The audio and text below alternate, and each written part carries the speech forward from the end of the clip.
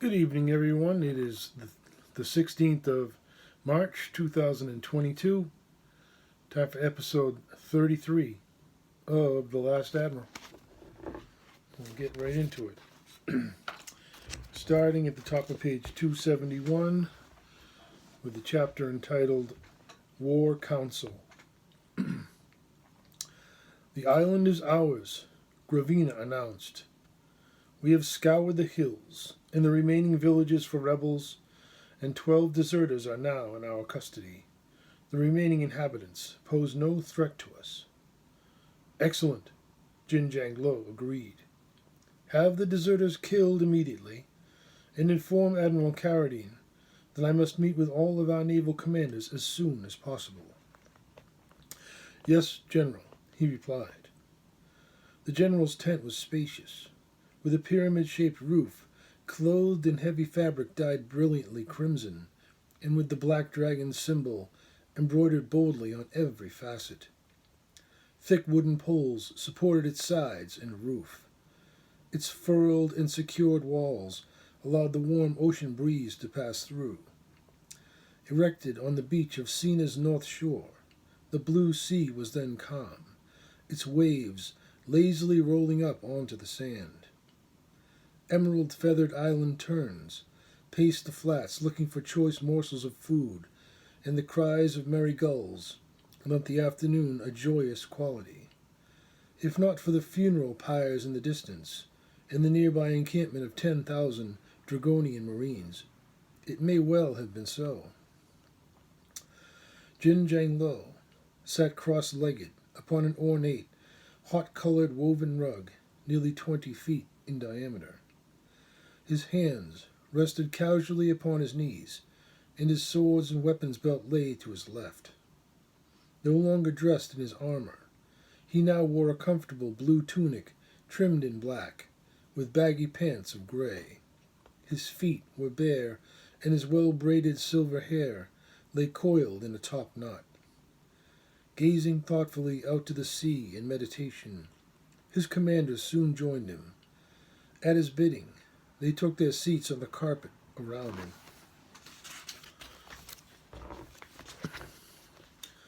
Queen Afra has received word of our victory, and she is pleased, Jinjang Lo reported. But Sicily is merely a stepping stone. Fermanagh is our ultimate goal. Our forces will mass here and in other places in preparation for the invasion. When do we attack, General? Captain Don Cayetano Valdez said excitedly, his expression eager. The Neptune is ready. His cheekbones and forehead were prominent and possessed of a regal bearing. A receding hairline, long dark sideburns, and soft brown eyes gave him a kind look. But he had proven his formidable capacity as a ship's commander countless times. Let me lead the attack for our glorious queen. Your desire is commendable, Captain, Jinjang Lo replied. But the failures of the past centuries have proven one thing above all others, that Itzel must be conquered first if Fermanagh is to fall. Itzel is a formidable prize indeed, Gravina observed. That can be won with careful planning. Those are the Queen's thoughts exactly. 30,000 troops have already embarked on a voyage here to reinforce us. In 2 weeks' time, on the night of the Midsummer's Festival, the 11th Fleet will lead an assault on the harbor of Itzel and her armada. That is a fine plan, Commodore Carradine agreed. Most of their troops will be ashore for the celebration and full of drink. An ocean assault has never been attempted before, noted Commodore Dionisio Alcala Galliano, one of Gravina's most brilliant and fiery commanders. Even lightly manned, the hilltop batteries could sink 100 ships before they ever reached the harbor. That is why secrecy is so vital, Jinjang Lo affirmed. The festival will take place on a night without a brilliant moon. The sea and the sky will be blacker than our own ships. By the time that they detect us, it will be too late. Then perhaps it is possible.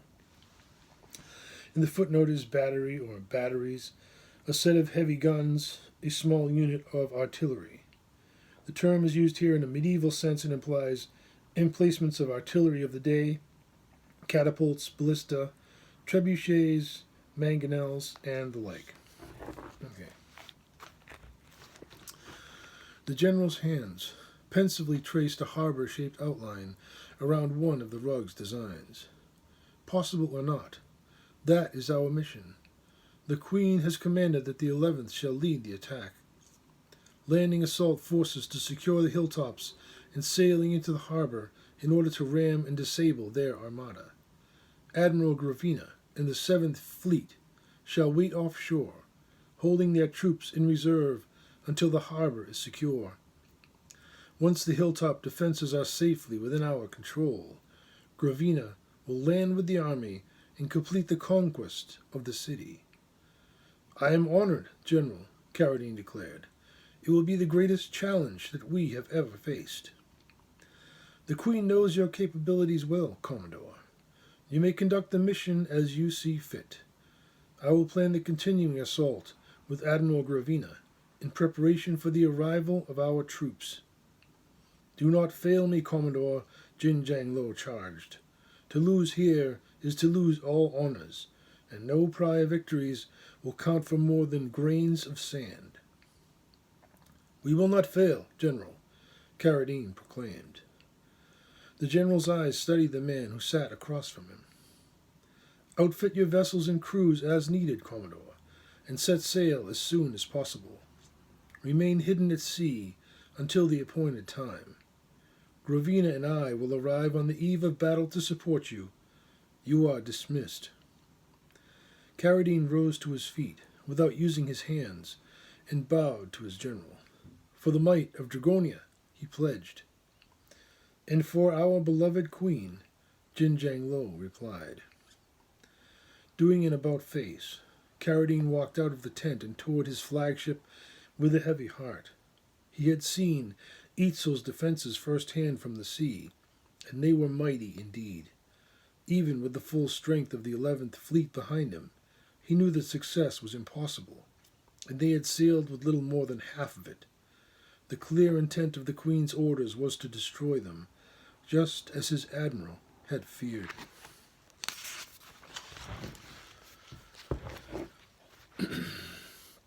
Prepare your ships for troop transport, Jin Jang Lo commanded, and load weapons for siege. Everything must be in order in time for our attack. And what if the 11th should fail? Gravina said concernedly. Will we then continue the assault? The 11th cannot fail, he replied, and so they will not. Gravina well knew that his general would consider no further arguments. Indeed, he was thrilled for his vital opportunity to prove his worth to his beloved Queen. No woman on Tempest or in the heavens was more beautiful to him. No queen could be wiser nor beloved than was Queen Afra, and he always sought to please her. Part of him, too, was curious to see how Acklon's feat would fare without their admiral. Win or lose, his own standing could only increase because of this outing.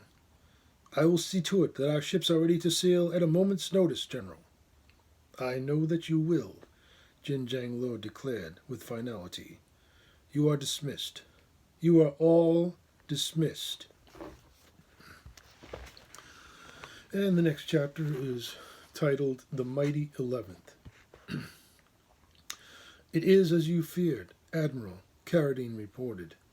The Queen has commanded us to lead the assault against the kingdom of Highwall. Eitzel is impregnable from the sea, J.W. stated, as long as their hill forts are manned. Then the time has come, Sergeant Brest replied. I will hide beneath this guise no longer.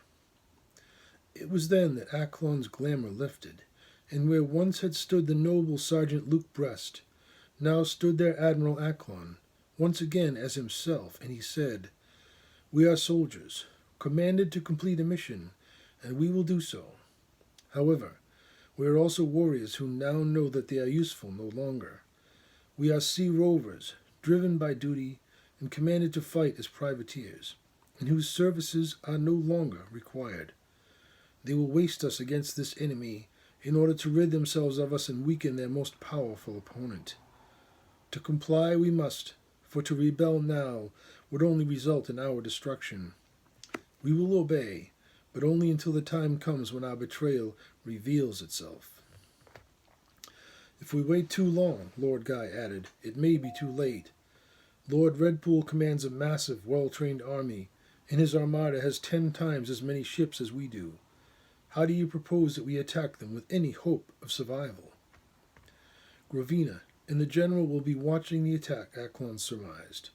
If I am correct, then the Queen has ordered them to destroy any of our ships that attempt to retreat from the battle. We must strike Eitzel with stealth. Captain Norris and Captain Wayne will lead a tactical assault from the beaches. After scaling the cliffs, they will raid the defending battlements. Lord Guy, can I count on you for a detailed map of Eitzel's defensive works? I should be able to get us an excellent picture through my vision pool, but viewing the interior of the castles may not be possible. Any information that you may discover will be indispensable. Eitzel's festival will be the key to our success. If their forts are ill-manned and their ships under minimum guard, then we may be able to deliver a devastating blow to them. You're forgetting one thing, J.W. expressed worriedly. What if they already know that we're coming? That thought has crossed my mind as well, Carradine agreed. Lord Guy and I have a plan, Acklon explained confidently, but it will require the utmost care to execute. If the tide of battle turns against us, we must withdraw. Withdraw to where? J.W. replied, incredulously. We evade Gravina and run for the open sea, Acklon instructed. Lord Guy will defend our ships with his magic, and I have prepared a spell that will make it appear to all observers that we have been utterly destroyed. Nobody can do that, J.W. proclaimed. Not even Lord Gygax. Our ships are fast, but not that fast. It's our only chance, Acklon asserted. Why not just run now, J.W. considered, and take our chances? We must look to the future, Acklon replied. The fate of our families and our people hang in the balance opposite our actions. If we run now, even knowing that the Queen seeks our destruction, then our families will lose honor and maybe even their lives. So that's it then, J.W. muttered grumblingly. Stand firm, J.W., Acklon urged. Our crews must never know what we have discussed here. They must go into battle believing, as they always have, that we will win. I'm living on borrowed time anyway, J.W. mused. I would have died years ago if not for you. Don't give up hope, Acklon said. The fight isn't over yet. This is just one move at the start of a long game. J.W. buried his fears and saluted. Good to have you back, sir. Acklon returned his salute. Prepare the fleet for the voyage. I will remain within my cabinet secret until we are underway. Remember, commanders, our mission is the assault of Eitzel and nothing more. Yes, Admiral, they agreed. After hard, cooperative work, the 11th was again ready to sail. Despite the arrival of Jin Jang Lo's invasion force, no additional Marines would assist them. Commodore Carradine informed the general of their readiness, but received no fresh orders. After 5 days on the island, they were again setting sail.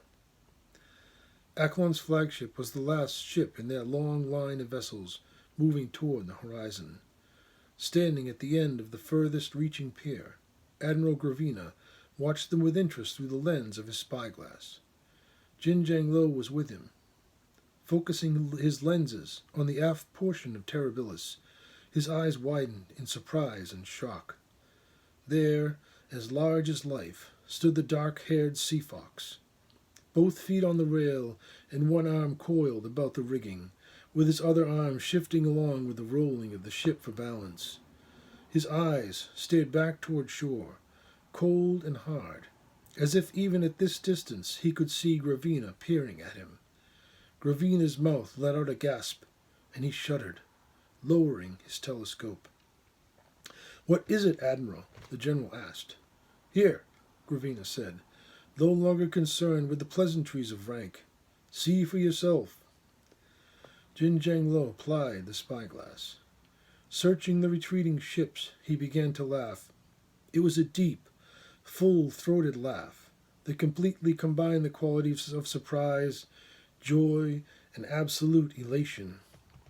The sea fox lives, he declared. He lives. At long last, I have finally found a man worthy of killing.